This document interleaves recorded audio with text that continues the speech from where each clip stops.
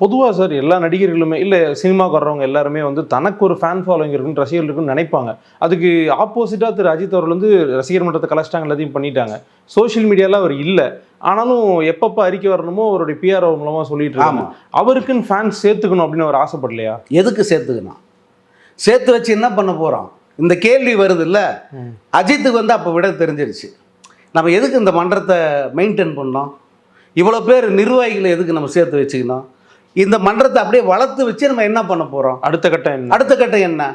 அரசியலுக்கு போகணுமா? இல்லை வேறு ஏதாவது சமூக நல மன்றம் ஏதாவது ஆரம்பிக்க போகிறோமா? ஒன்றும் கிடையாது. நான் என் வேலையை பார்க்குறேன், என் பிஸ்னஸை பார்க்குறேன், நான் காசு சம்பாதிக்கிறேன், நான் பாட்டுக்கு பீஸ்ஃபுல்லாக இருக்க போகிறேன். இதை நம்பி வந்து இவ்வளோ பேர் பின்னாடியே போகிற வர இடத்துலலாம் சுற்றிக்கிட்டு டிஸ்டர்ப் பண்ணிருக்கிறது எவ்வளோ பெரிய தொல்லை. அது தொல்லை தானே. இந்த தொல்லையே வேண்டாம். என் படம் வந்தால் படம் பாரு, பிடிச்சிருந்தா பாரு, பிடிக்கலாம் விட்டு போயிடு. இது எவ்வளோ சிம்பிளாக இருக்குது. அவருக்கும் பெரிய வெயிட் குறைஞ்ச மாதிரி ஆயிடுது இல்லை. இதைத்தான் வந்து அவர் ரஜினி சொன்னது. நம்மளால வந்து இந்த வெயிட்டை உதற முடியலையே, இவர் உதறிட்டாரு அப்படிங்கிற ஆச்சரியம் அவருக்கே உண்டு. அது வந்து ரொம்ப ரொம்ப ரொம்ப போல்டான ஒரு விஷயம். தமிழ் சினிமாவில் வந்து ஒரு படம் நஷ்டம் அடைஞ்சால் அதுக்கு நஷ்டஈடு கொடுக்கறதுன்ற ஒரு நியதியை உலகத்திலேயே முதல் முறையாக ஒருத்தர் செஞ்சார், அது ரஜினி.